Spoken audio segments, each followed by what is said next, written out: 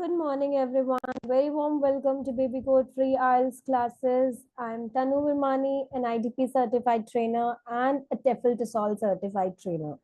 So I'm back with my live session number 7. Those who are new to watch this session, please go and watch all those 6 sessions for the speaking module so that you will be on track to complete your speaking module with me. So let's talk about our today's session, that how you can score band 8 or band 9 in your speaking test. What things you need to remember when you are preparing for your speaking module, and how you can attain band 8 or 9.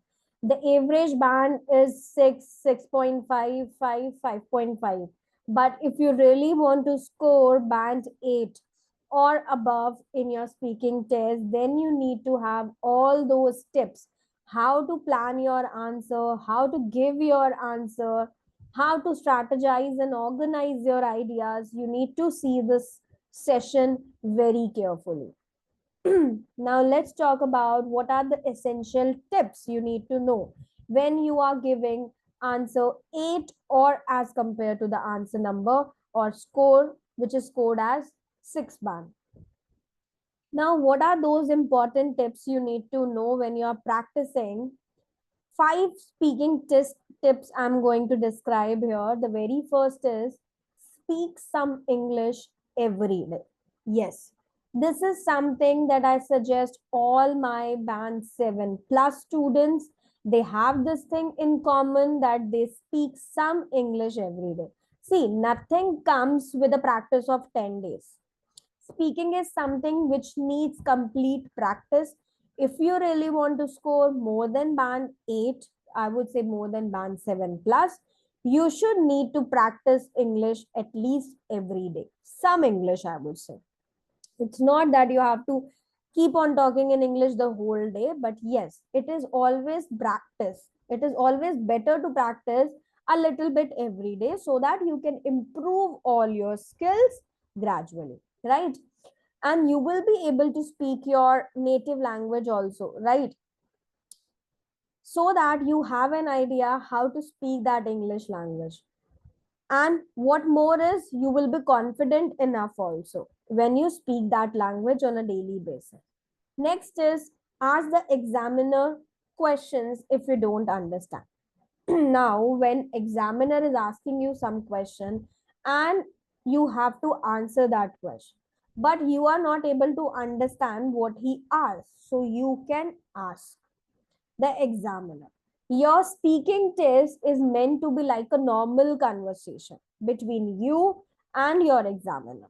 So it's a conversation between two people. You need not to hesitate. You need not to lose your confidence level. You have to be confident here. Now, if you do not understand any question, you can ask examiner about the same thing, right? Because it's a normal conversation. If you do not understand a word, you can ask the examiner to explain what it means, right? Just say, I'm sorry, could you explain what does that mean? So you are asking the examiner that particular thing which you don't understand. You can also ask them to repeat the question. However, you can't ask the examiner to explain the whole sentence, but yes, you can ask them to repeat the question also. And meanwhile, you can also ask them to explain a little one word which is not understandable to you, right? Next, do a 24-hour English warm-up. Now, it takes most IELTS students 10-15 minutes to warm up and perform to the best on their test day, right? Now, suppose just like an athlete, he needs to warm up before before this sporting event. You also need to warm up before your IELTS exam. Therefore, you should speak, right? Read and listen to the English for 24 hours before your IELTS speaking test. Your family, your friends might think that you are crazy, but it will greatly affect your score, right? So always do a 24-hour English warm-up, right? It's very essential on your test day so that you can warm up and you can perform the best on your test day. Next tip, Give full answers. As I always suggest, you are not allowed to give your answers in short, or I would say one word. Not only yes and no, you have to expand your answer, you have to extend your answer. In the previous sessions, I have explained that how you can extend your answer, how to give a short answer, and then you are giving the long answer, the correct answer, right? Yes and no are not satisfactory answers in your speaking test. You need to show the examiner how good your English is, right? If you give very short answer, there is no way the examiner can know how good you are, because this is your speaking test. If you're not going to speak a lot, how they are going to evaluate your skills, right? So it's better that you should try to extend your answers with explanations as well as some of the instances. That means some of the examples, right? So, got it? The very first step was that you have to speak some English every day. Second is ask the examiner questions if you don't understand. Third one is do a 24-hour English warm up. Fourth is give full answer. Now, the fifth one, correct your mistakes. Now, practice, it makes a man perfect, right? I always use this idiom. People make small mistakes when they speak all the time, especially when they are nervous about their exam. Correcting your mistakes as you can make them, right? Correct your mistakes as you make them can show the examiner that you really do know your grammar and vocabulary, because you can correct it. If you do not correct it, that means you do not know how to correct it. But if you correct it, then it shows the examiner that you have the capability, you really know how to correct your grammar, how to correct your vocabulary. When you make a small mistake, you can say sorry, and then also you can repeat the sentence correctly. It is applicable, you can do that, right? So whenever you make any small mistake, say sorry and repeat your sentence correctly. Okay, do remember these 5 tips for complete speaking test. Now let's talk about what are the tips for the part 2, so that you can have more than band 8 or 9. Now, first is you don't have to talk about every bullet point. It is not mandatory. It is not written anywhere that you have to talk about every bullet point, but it is advisable to talk about each. Why? Because sometimes you don't have new ideas, you sometimes you don't organize your ideas well, then you can utilize all those points and you can talk about it, right? Now, in the official marking criteria, the 4 band descriptors of the speaking test, there is nothing that state that you have to talk about every bullet point, right? Lots of examiner knows this, but they don't tell student, because they want, though they don't want to give them an unfair advantage. Okay, so remember, you will always be given a general topic at the start of the test, and then you should say followed by 3 4 bullet points. You know that cue card is having a question and then you have 3 to 4 points. Correct? Now the rule is that you must talk about the general topic at the top of your card. That means the cue card. But you don't have to talk about all of the bullet points. It is not necessary that you have to talk about all the bullet points. Note that it says you should say, not you must say. You should say means that you can discuss about it. It is not mandatory that you have to talk about all the 3 bullet points here. The bullet points are there only to help you. As I said, if you do not have any ideas, you're not able to organize new ideas, then you can talk about all these, right? So these bullet points are there to help you. So if you want to talk about them, please do. However, if there are 1 or 2 that you don't like or you don't feel comfortable talking about it, you can leave them out and talk about something else related to the topic of your cue card. Make sure What you talk about is within the general topic and you'll be fine. So whatever is the topic of your cue card, you can expand your answer according to it, right? So you don't have to talk about every bullet point in your cue card. This is the first step for your cue card. That means your part 2. Second, have a strategy. Now, if you have a strategy for each part of your test, that means part 1, part 2, and part 3, then IELTS is quite easier for you. You can use this strategy whenever you are practicing, and then you will be much more confident in your real test, as I have mentioned this first step before. Try to develop your own effective strategy if you have any. Practice with that strategy so that it will be easier for you on the test day to plan your answer. There are different strategies. You can apply my strategy, which I have given in the cue card in the live session. You can check that. You can apply your own strategy if you want, but yes, try to make a very effective strategy, because ultimately I want you to score more than 7 plus or more than 8 in your speaking module, right? Third one, preparation. Now, they say practice makes perfect. Yes, I also suggest you the same thing, and this is quite true here. Now, one thing you remember is whenever you're preparing, you have to remember certain points. The very first is don't memorize your answer. Some students, they start to memorize answer. No, you need not to memorize your answer. There are too many topics for you to memorize, and it is highly unlikely that you will get the same topic in the real test. It is a complete waste of time and leads to some very strange answers, right? And if the examiners spot this, they are allowed to give you band 0 also. So do not memorize any topic, do not memorize any answer. This will lead you to score band lower, right? Next thing, focus on fluency and pronunciation. Now, fluency and pronunciation, these are the two parameters, fluency and coherence, and one is pronunciation, correct? I have discussed all this in the previous sessions. Now, you can record yourself, listen to yourself, start evaluating yourself.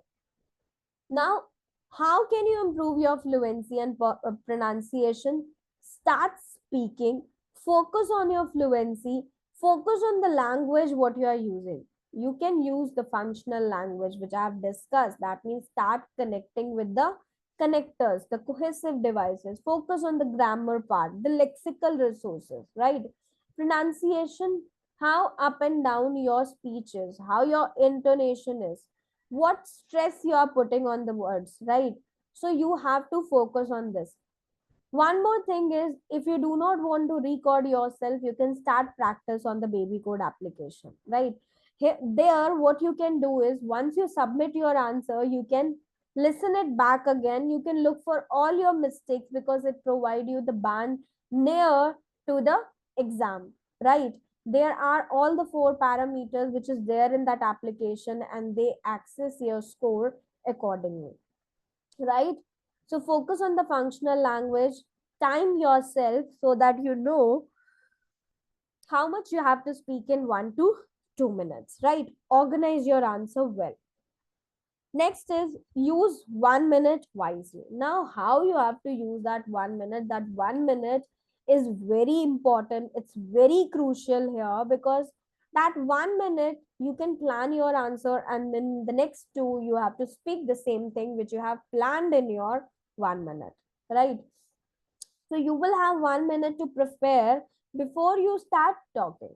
You will not have enough time to write full sentences. As I have mentioned before, you can use your note making, make a column, start writing about the 4 questions, make some abbreviations, short forms. In that way, you can just write all your notes and then you can speak in the next 2 minutes, right? So You will, however, be able to write only keywords as I have mentioned. These keywords should guide you through all your talk, right? That means the complete 2 minutes, and help if you can't think of any ideas because you have already done with your strategy, your notes making. Having a strategy will also help you because you will know what exactly and what to talk about because you have pre-planned that in 1 minute, and you will be able to make a clear plan using those short notes and keywords. We discussed in the cue card about a piano, remember? We had a cue card topic in our live session. I guess it was live session number 3 or 4, maybe. You can go back to that live session, see that cue card topic, how we have planned, how we have made the notes for the cue card, that where that person has purchased from, why he purchased that thing, describe something which is very important to him. So we discuss about piano. So how we utilize that 1 minute, you have to see, and then you can make your strategy so that when it comes to the exam day, the test day, you need not to worry. You can just plan your notes, your short notes, your keywords, and then you can speak in the next 2 minutes, right?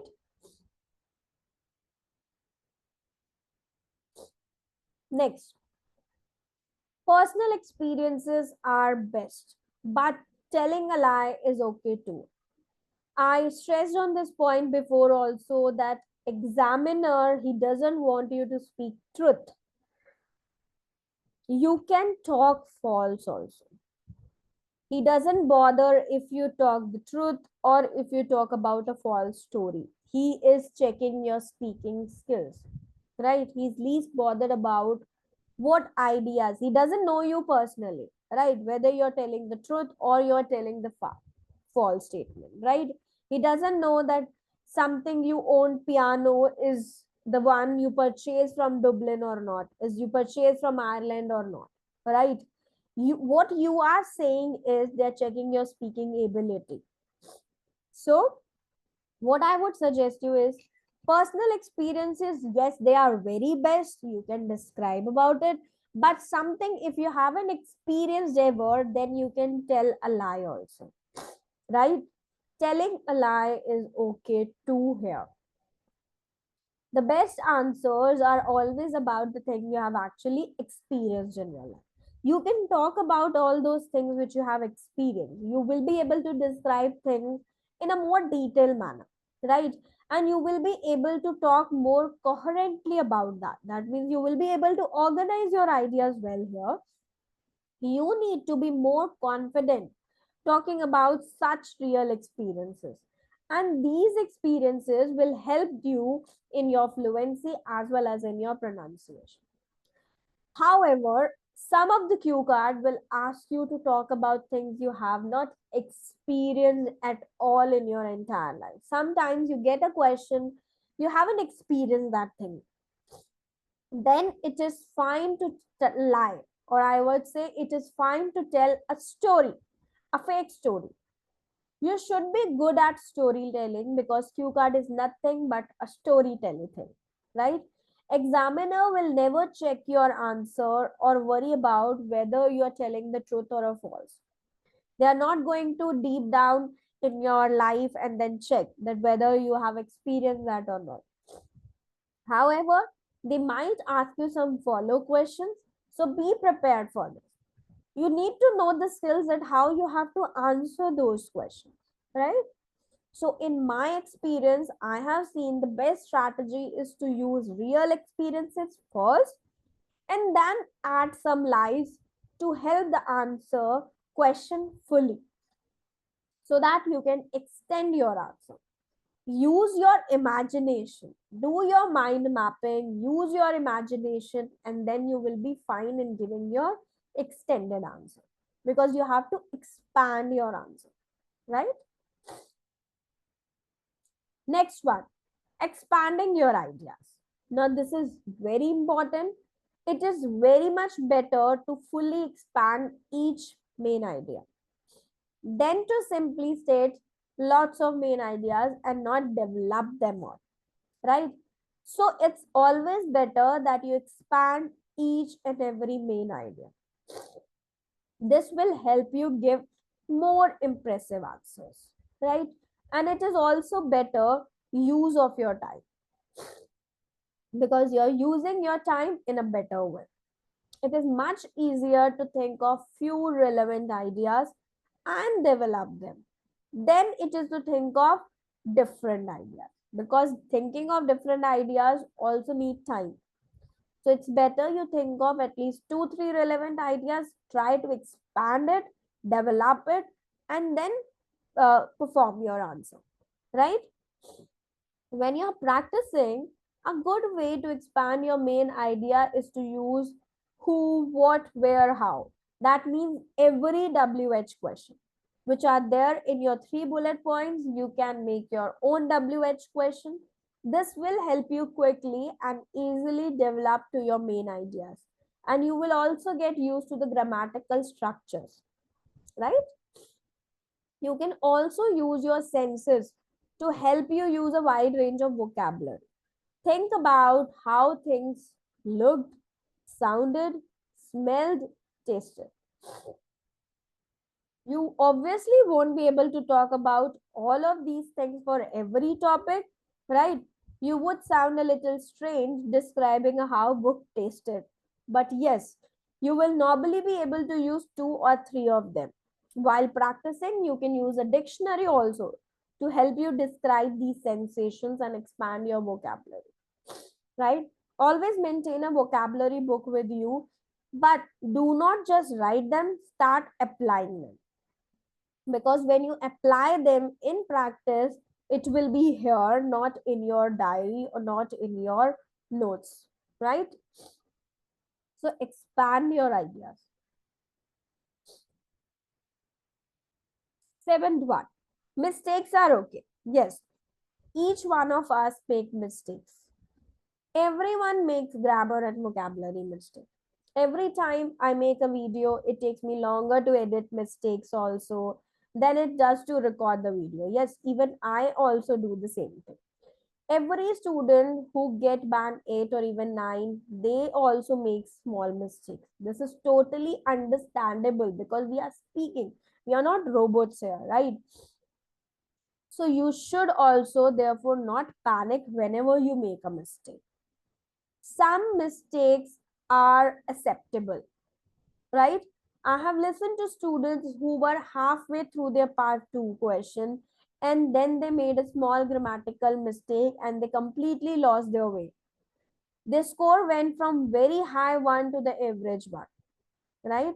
Being nervous and stressed will affect your idea, your pronunciation, your fluency, and normally you will be having the grammar mistakes. So when you make a mistake, just simply forget it. There is nothing you can do. Don't panic and continue your answer. If you do one little mistake, don't get panicked. Just go ahead with another answer, more enhanced one, right? So we talked about part 2 tips. The part 2 tips were that you don't have to talk about every bullet point. Remember this thing. Second is that you need to have a strategy. Prepare for that strategy. Do not memorize your answer, right? Focus on your fluency and pronunciation, your functional language. Next is you have to use your 1 minute wisely. How you have to plan your answer, your planning of your notes, your keywords. Fifth is personal experiences are best, but you can talk about a lie also. That is acceptable. Expand your ideas. Expanding your answer will give you more score here, right? More impressive answer it will look. Mistakes are okay. If you do a mistake, it's okay. Don't panic. Just continue and give your test. Let's talk about part 3 tips for band 8 or 9. First one, don't try to finish quickly. Speaking for up to 15 minutes in a foreign language is tiring. I know this. You might not have slept the night before because you're going for your exam. You are stressed also. You might have also done other tests that day. In short, you will be exhausted and your body will want you to take it home and tuck it in the bed as soon as possible, right? Lots of students, they give very short answer because they simply want their test to be over soon as possible. Know that examiner will keep asking you questions, and the next one could be difficult also. So do not try to finish your test quickly. They will ask you question again and again if you're not giving the proper response or the expected response, right? So it is much better to give a full answer and answer the question to the best of your ability. Do not give a short answer because the examiner will be asking you the next prompt here, right? So it's always better that you give a full and expanded answer and answer the question to the best of your ability. Then to simply give a short answer and hoping that it will end quickly. No, you need not to do that. Okay? So don't try to finish it quickly. Give your answer to the best because this is the time you're actually preparing for. You do a practice of 1 month or 2 months of speaking and then you schedule your exam and then the day of your exam comes, right? When and the day is only for 15 minutes, the test is only for 15 minutes, so give your best here. Know that the examiner is trying to stretch you. Yes, exactly. Examiner will stretch you. Part 1 is really just a warm up thing. Part 2 is a monologue because you only have to speak. Monologue is a speech where you only have to speak. The examiner will not be interrupting you or asking you. But part 3 is the examiner chance to really test you and stretch your language abilities to the limit. The main thing to remember is that they will ask you questions you won't be able to answer as well as you hoped for those.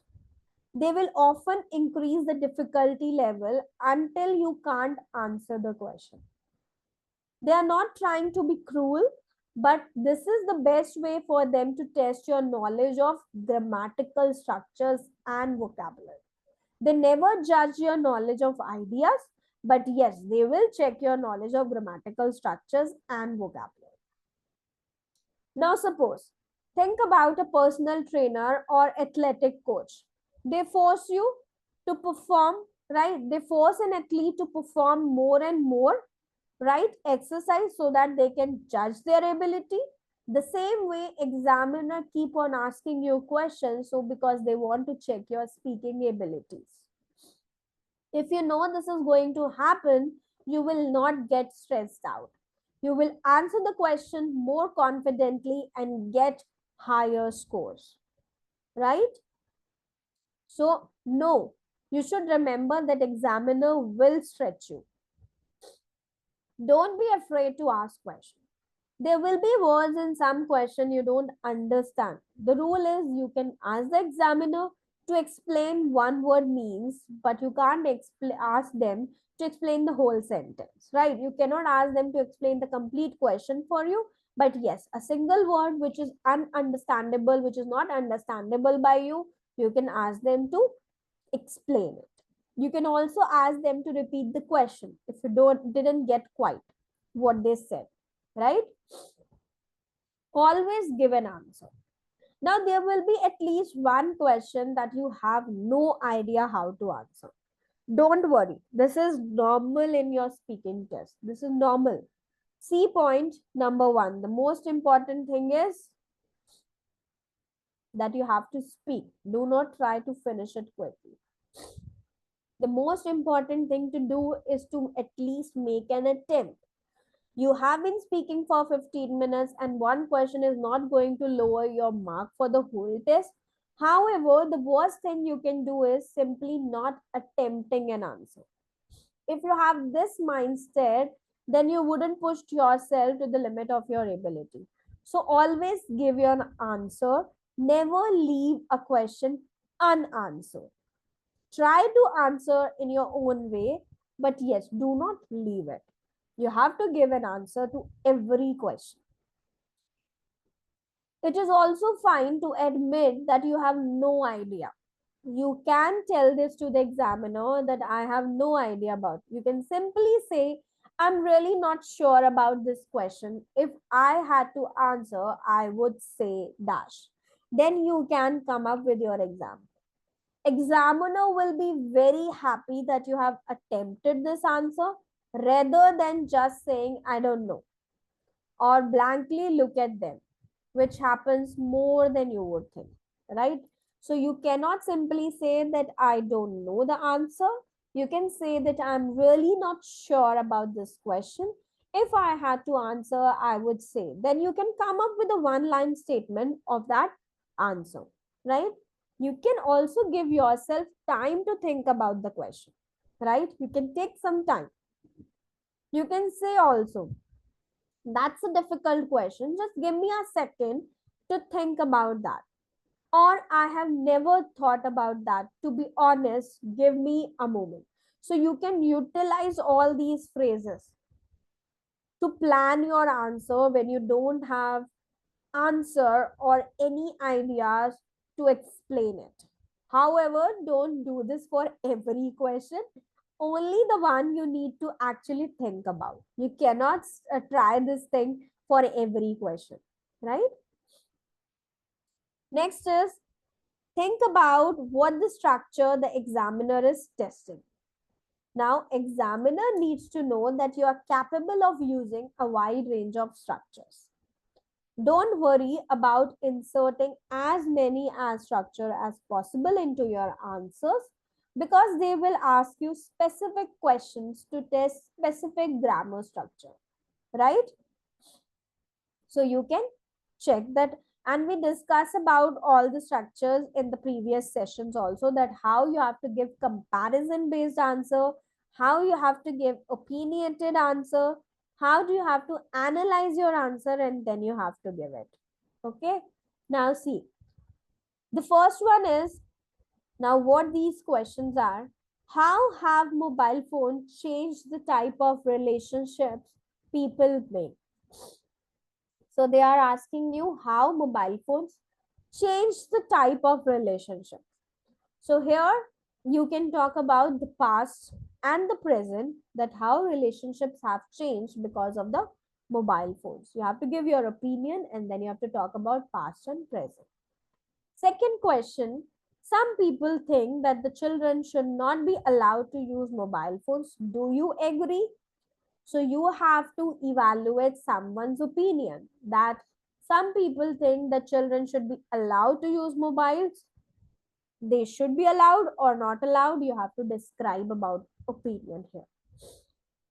Next is, how has mobile phone use how has mobile phone use changed in the last 10 years? So again, you have to talk about past to present. That means the perfect tenses here.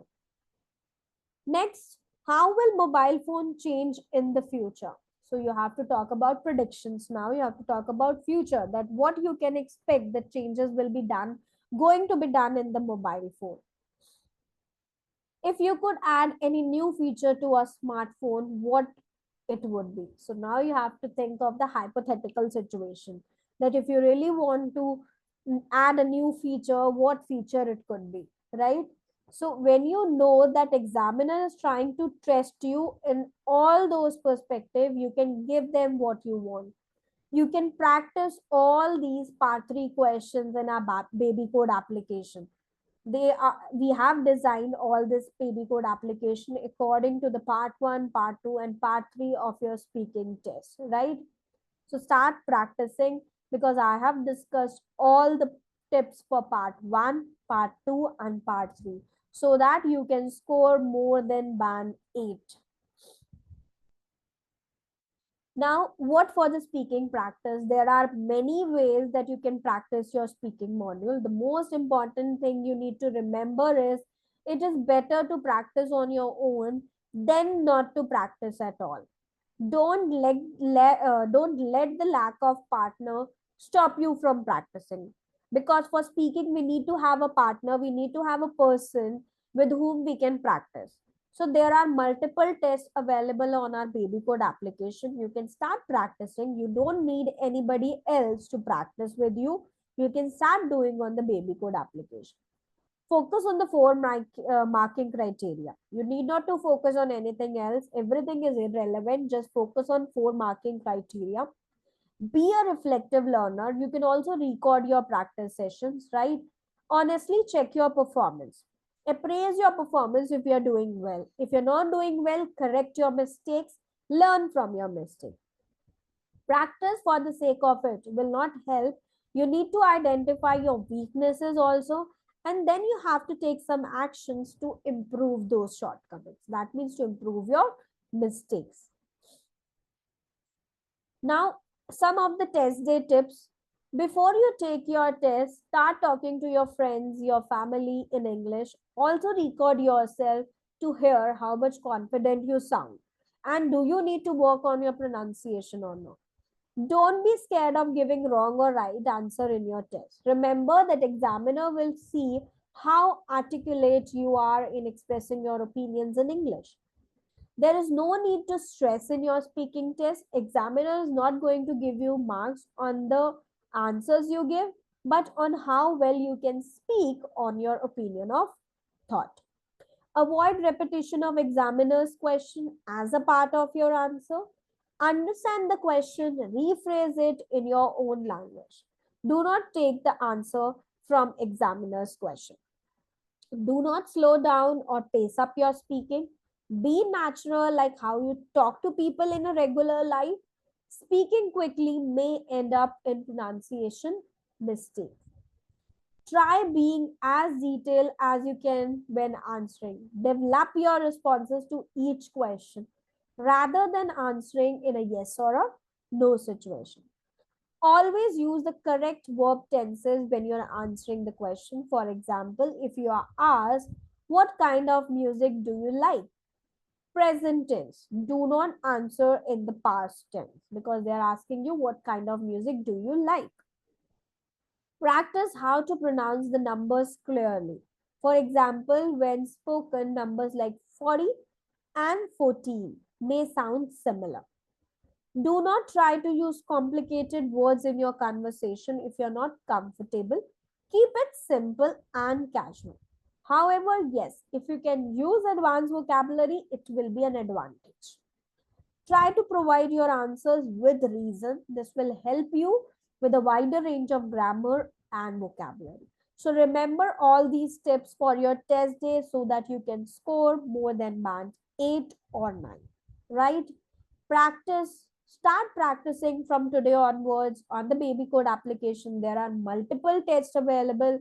You can do multiple tests in a day by having a membership fee, right? You can check out our live sessions on the baby code application as well as on the YouTube.